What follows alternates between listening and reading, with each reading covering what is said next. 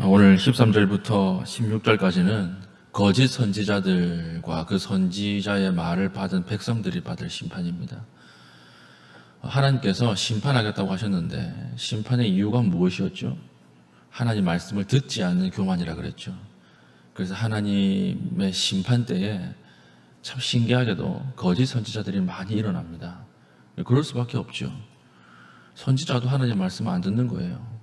선지자가 하나님 말씀을 안 들으니까 하나님 말씀을 하는 것이 아니라 어떤 말을 할까요? 자기 생각을 이야기하겠죠.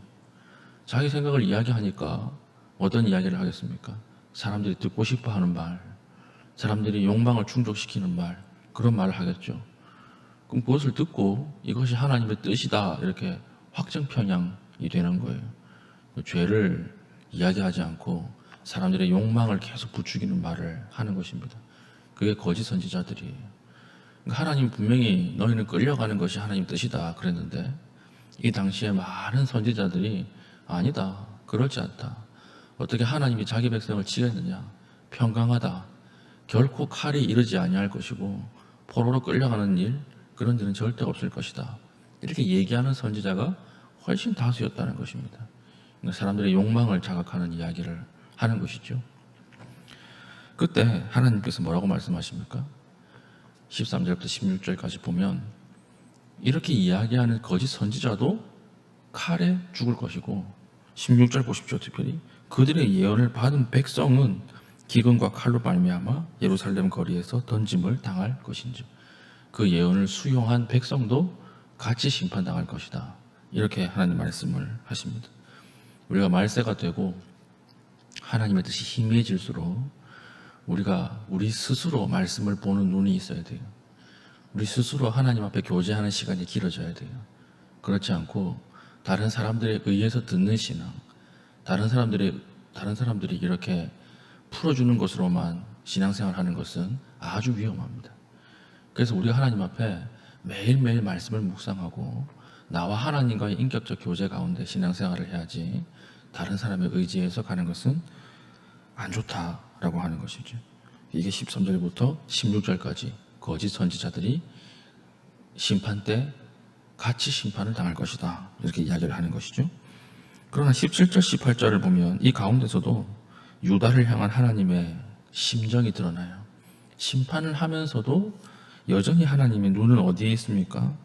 그 유다 백성들에게 눈을 떼지 못하시는 거예요. 그러니까 심판을 당하는 것이 이것이 큰일이 아니고 그 안에 유일한 은혜가 무엇입니까?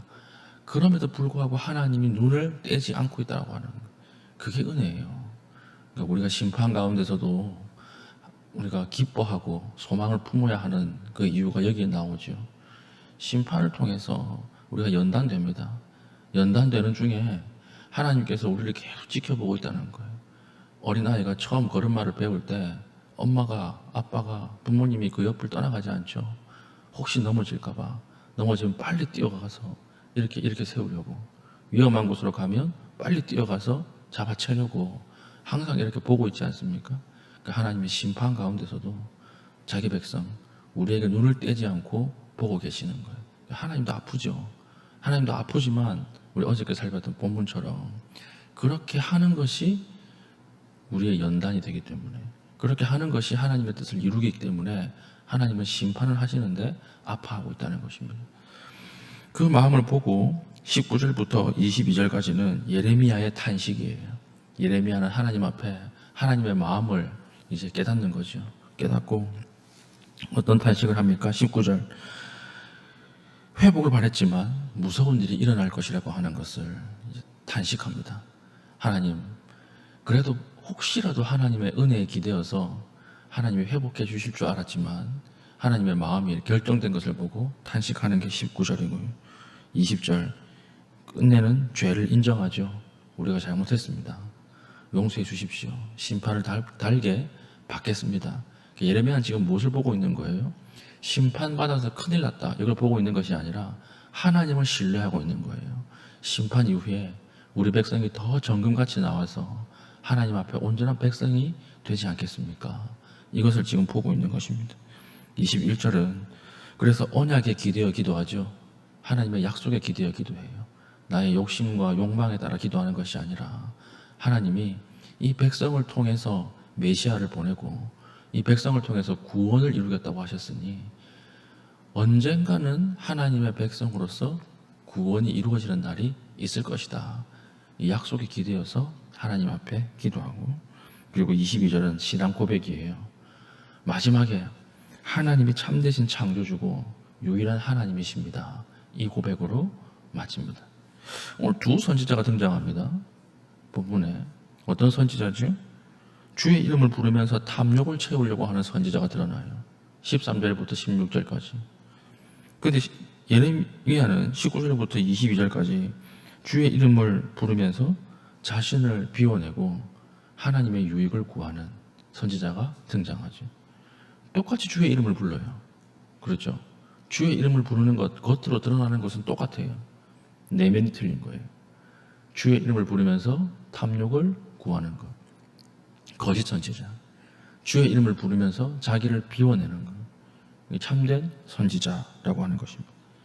오늘 나는 이 자리에 나와서 기도하지만 주의 이름을 어떻게 부르고 있습니까? 주의 이름을 부를 때 우리가 탐욕으로, 우리의 욕심으로, 왜 내 욕심을 채워주지 않습니까, 하나님? 이렇게 기도하면 똑같이 우리 거짓 선지자예요. 그렇죠? 우리 기도할 때 걷어내야 하는 이게 있어요. 두 가지가 있어요. 아주 중요한 거예요.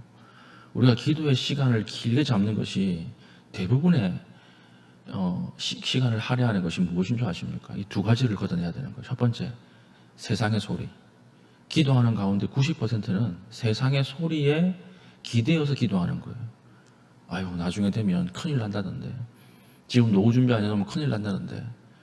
지금 아이들 학원 안 보내고, 지금 아이들 뭐 이렇게 안 하면 큰일 난다던데. 세상의 소리에 기대어서 기도하는 겁니다. 또 하나는 무엇입니까? 내면의 소리예요. 내면의 소리. 세상의 소리에 반응하는 내면의 소리. 제 경험상 기도 시간의 90%는 이 두 가지 소리를 걸러내는 데 쓰이는 거예요. 진짜 하나님 앞에 깊이 있게 기도하는 시간은요, 10% 안 돼요. 10%가. 이걸 걷어내는 시간이 아주 오래 걸립니다.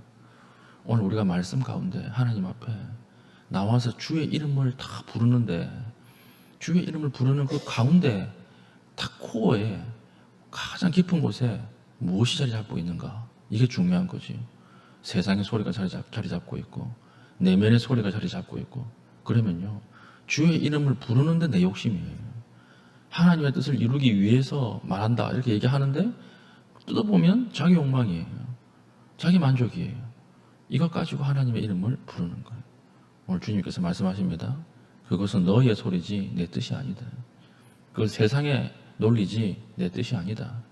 이것을 걷어내십시오. 오늘 우리에게 주셔야 될 하나님의 큰 은혜 가운데 하나는 세상의 소리와 내면의 소리를 기도하는 가운데 분리해내는 분별의 영인 줄 믿습니다. 오늘 하나님의 뜻을 올바르게 분별하고 내 안에 쌓여있는 내 욕심들, 세상의 소리들을 다 걸러내고 하나님의 뜻을 구하고 그 뜻대로 순종할 수 있는 믿음의 신실한 주의 백성 될 수 있기를 축복합니다. 아멘. 기도하겠습니다. 하나님, 이 세상에 미혹된 것과 거짓들이 너무나 많이 있습니다. 하나님, 이것에 반응하지 않게 하시고 구별하게 하여 주시고 분별하는 영을 허락하여 주셔서 하나님의 말씀을 분별하고 지혜 가운데 걸어가게 하여 주시옵소서.